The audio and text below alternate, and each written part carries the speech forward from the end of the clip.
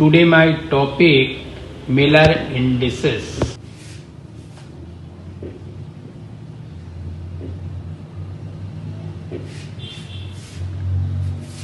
देखिए, अगर हम किसी एक कमरे की बात करें तो वो हमारा एक यूनिट सेल होता है। वो हमारे क्रिस्टल के फॉर्मेशन में सबसे मिनिमम जो एरिया कवर्ड है वो हमारा यूनिट सेल होता है। जैसे मान लीजिए हमारा यूनिट सेल है, तो एक ये प्लेन है, ये तो इसके पैरेलल एक प्लेन ये है, मतलब ये प्लेन और ये प्लेन सेम होंगे दोनों। एक आपका इधर पड़ रहा है, एक इधर पड़ रहा है। लेकिन जब इसी के पैरेलल एक यूनिट सेल और बनेगी, जब इसी के पैरेलल एक और रखी जाएगी यूनिट सेल, तो जैसा ये प्लेन है वैसे ही आपका ये प्लेन होगा। इसका मतलब जो आपका ये प्लेन है और जो ये प्लेन है उसी प्रकार अगली यूनिट सेल बनेगी तो ये प्लेन होगा। तो इस प्रकार से किसी क्रिस्टल के अंदर बहुत से प्लेन्स का एक कलेक्शन होता है। मतलब क्रिस्टल जो होता है is a collection of large number of planes।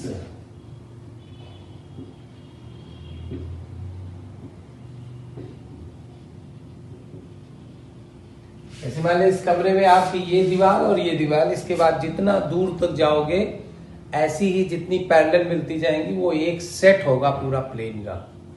इस दीवार की बात करेंगे, इस दीवार की बात करेंगे, ऐसे जितने भी होंगे सब वो दूसरा सेट होगा प्लेन का। तो चूंकि हमारा एक crystal is a collect structure, crystal structure is a collection of large number of planes.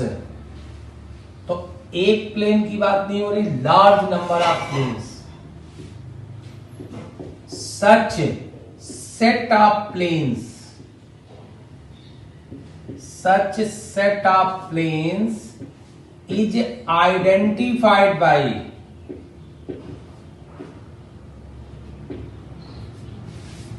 three integers.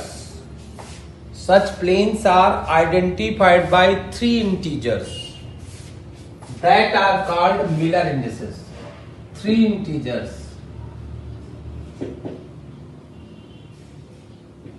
These are called Miller indices. मतलब each crystal structure is a collection of large number of planes which have different orientation। अलग अलग उनकी दिशा होगी, orientations and coordinates, and these are identified by three integers that are whole in numbers, that is called Miller indices।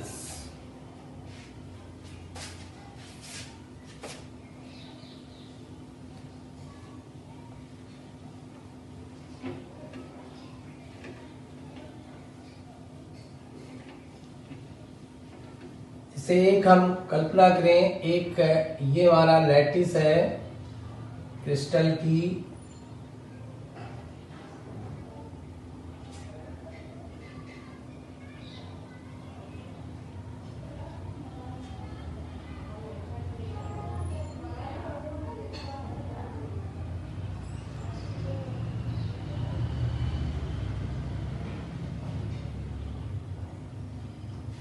अब मान लीजिए हम इस plane की बात करें तो ऐसे ही जितने प्लेन होंगे इसका अपना एक आइडेंटिफिकेशन होगा। एक अगर हम इस प्लेन की बात करें, ऐसे जितने प्लेन होंगे इसका दूसरा आइडेंटिफिकेशन नंबर होगा। ये प्लेन ले लें तो ऐसे जितने प्लेन होंगे उसका अगला कोई रिप्रेजेंटेशन नंबर होगा। तो उन नंबरों को ही हम मिलर इंडिसेस कहते हैं। अब कैसे कैलकुलेट करेंगे मिलर इंडिसेस, उसका तरीका है, पहला पॉइंट है take the intercept, take the intercept of lattice planes from the crystal axis, from the crystal axis. जैसे take the intercept of lattice planes from the crystal axis such as PA, QB, RC। मतलब किसी set of plane का उसकी axis से intercept हमने कोई assume कर लिया। अब इसमें ABC तो आपके प्रिमिटिव्स हैं और PQR आपके नंबर्स हैं, इंटीजर हैं। P and Q and R are integers। दूसरा पॉइंट कहता है take the reciprocal of integer,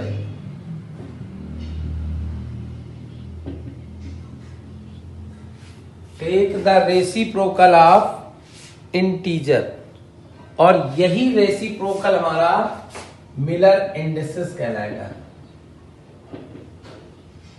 these are Miller indices.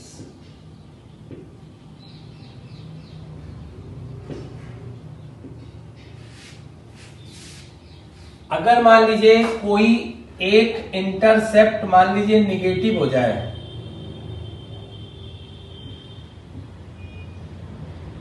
तो उसका जो मिलर अंक होगा H के ऊपर बार लग जाएगा। अगर बार लगा है तो इसका मतलब वो इंटरसेप्ट निगेटिव है। अगर कोई इंटरसेप्ट इनफाइनाइट वैल्यू है, मतलब पैरेलल है किसी एक्सिस के, मान लीजिए किसी एक एक्सिस के पैरेलल है, तो उसका मिलर इंडिसेस 0। मान लीजिए इंफिनिटी QB RC, तो मिलर अंक 0 KL।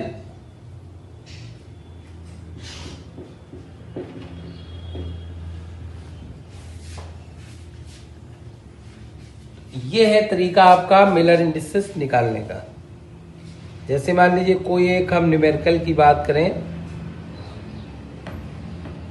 क्वेश्चन लिखिए, a lattice plane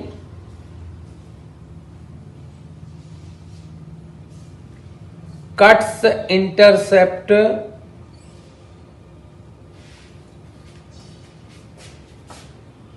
thrice A, twice B, 3/2 C।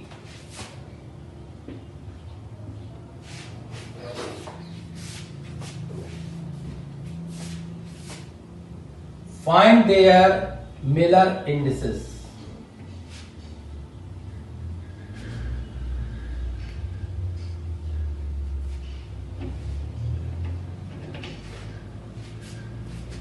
तो first point, take reciprocal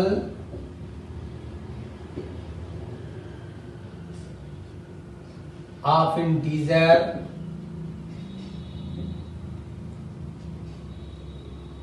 1/3, 1/2, 2/3। Minus बाद में लगा दिया जाएगा, अब अभी से देखते देखते। दूसरा पॉइंट, डिनोमिनेटर को इक्वल कर दीजिए, 6 6 बना लीजिए।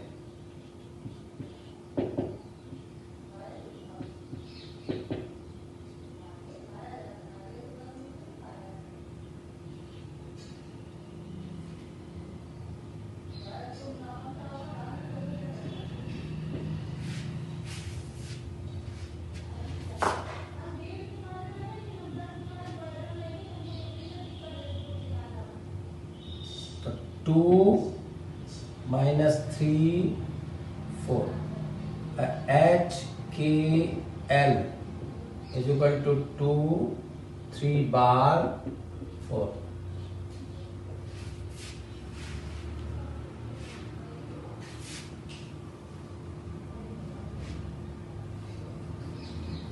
Two 3 bar 4.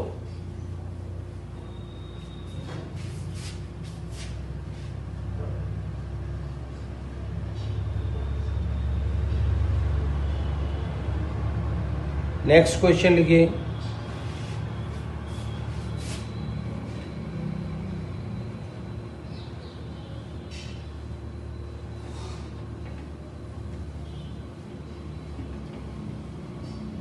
Next question,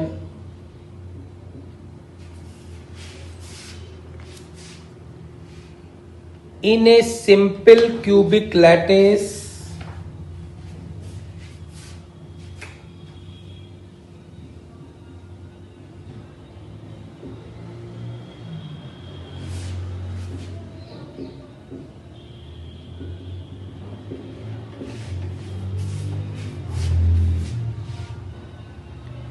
find the ratio of intercept. Find the ratio of intercept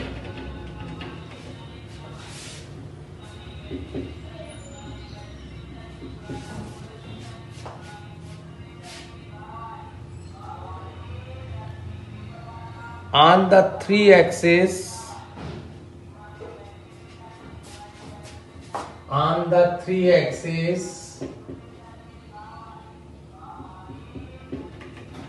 biplane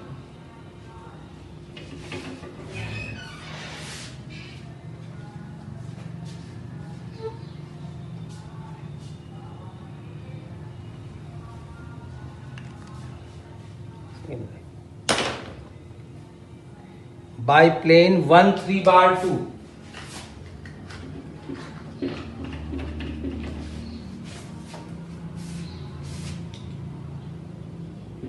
Given HKL 1 3 minus 3.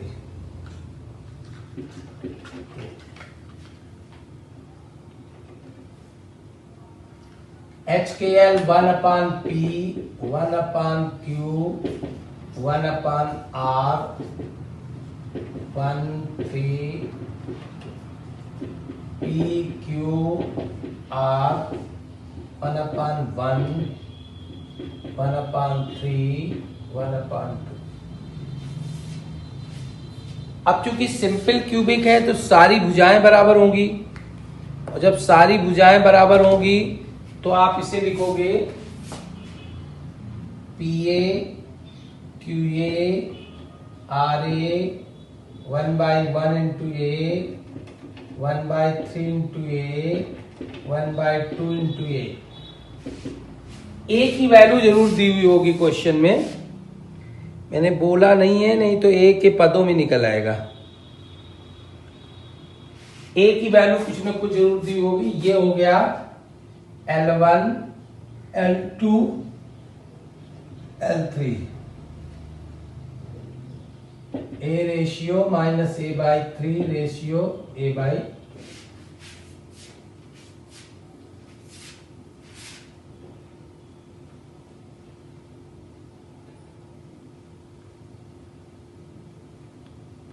अगर आप इसको डिनोमिनेटर बराबर करेंगे तो आ जाएगा 6A 2A 3A अपान 6। सब कॉमन वाली चीज छूट जाती है और A सब में कॉमन है तो ये भी छूट जाएगा, तो -2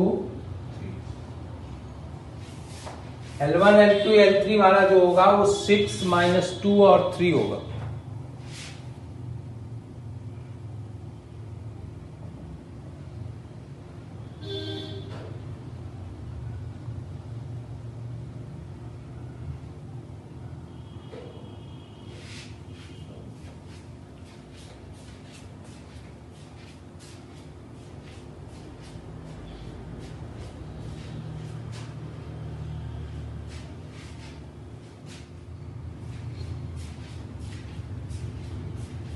अब आपका नेक्स्ट आता है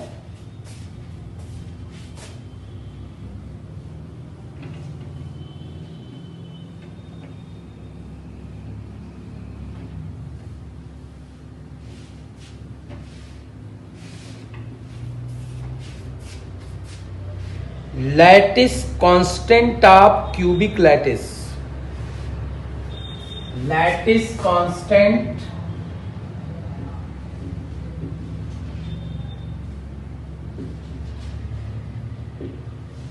of cubic lattice.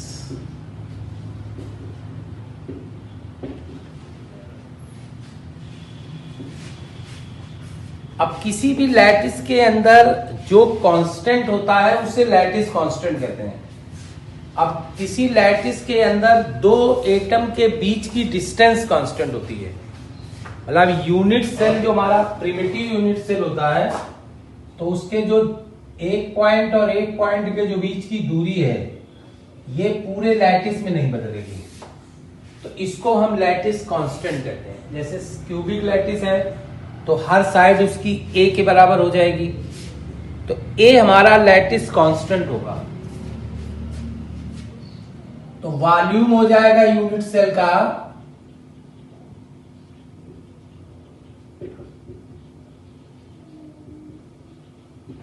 A cube हो जाएगा। यूनिट सेल का ए क्यूब हो जाएगा। अगर हमको डेंसिटी पता है तो मास पता लग जाएगा।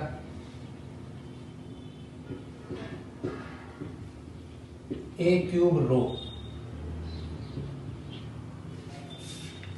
अब जैसे हमने आपसे कहा कि हमारा कमरा है और इसके 8 कोनों पर 8 एटम रखे हुए हैं एक एक करके।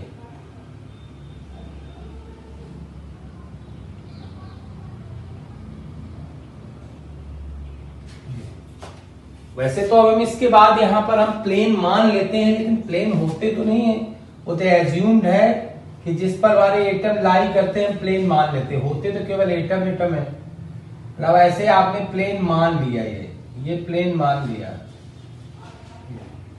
होते तो आपको केवल एटम्स ही हैं। तो किसी यूनिट सेल का जो मास होगा उसके एटम के मास के बराबर होगा। तो आपने कहा mass of the unit cell, इसका मतलब इसमें जितने एटम हैं, जितने एटम इस यूनिट सेल को लाई कर रहे हैं, उनका पूरा मिलाकर के मास है। तो वॉल्यूम में डेंसिटी का गुणा किया तो ये आ गया। अब कितने एटम हैं इसमें? सिंपल क्यूबिक में, सिंपल क्यूबिक में एक एटम पर यूनिट सेल होता है। मतलब होते तो 8 है, लेकिन शेयर करने के बाद तो एक ही एटम बनता है ना। तो 1 एटम पर यूनिट सेल होता है। 1 एटम पर यूनिट सेल होता है। मान लेते हैं हम n atom per unit cell है, मान लेते हैं। अब हम नहीं कहते कि सिंपल क्यूबिक है, क्योंकि यहाँ क्यूबिक तो लिखा है, सिंपल क्यूबिक नहीं लिखा है। n atom per unit cell है। तो इस यूनिट सेल का मास क्या होगा?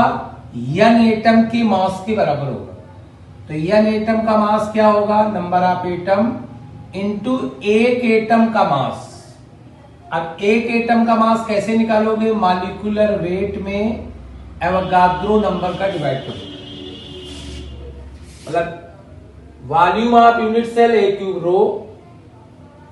किसी भी यूनिट सेल का मास क्या होगा? उस यूनिट सेल में जितने एटम लाई कर रहे हैं उन एटमों के मास के बराबर होगा।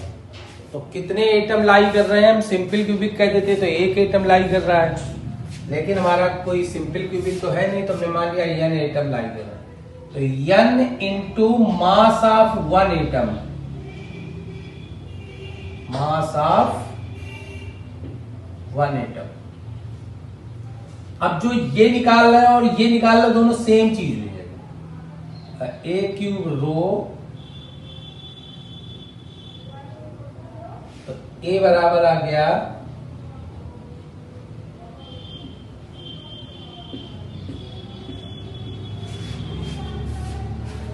this is the value of lattice constant.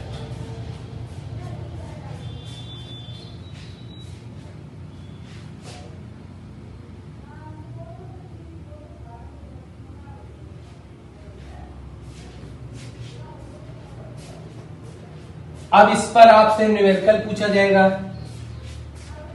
जैसे मैंने एक दो सवाल दिए हैं, केवल एक सवाल हम बताएंगे, बाकी आपको अपना ध्यान देना है कि calculate the lattice constant of NaCl crystal.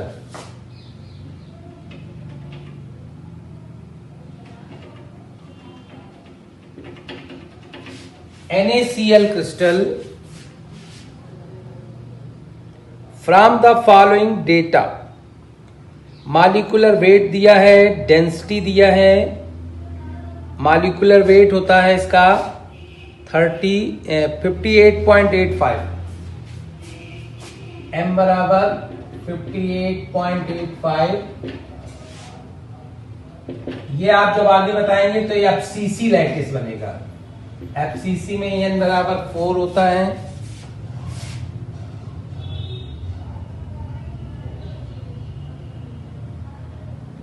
NaCl आपका जो होगा वो FCC बनेगा, जबकि इसमें आपको सिंपल क्यूबिक ले लिया गया है, गलत है, इसमें 4 बनेगा। और एवोगाद्रो नंबर हो गया m। एवोगाद्रो नंबर आप जानते हो 6 × 10⁻26।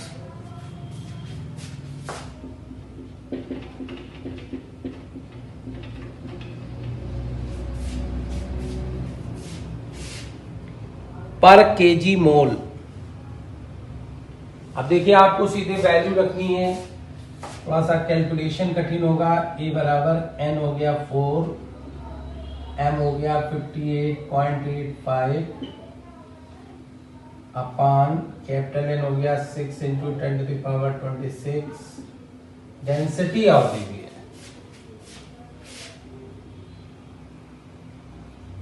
2170।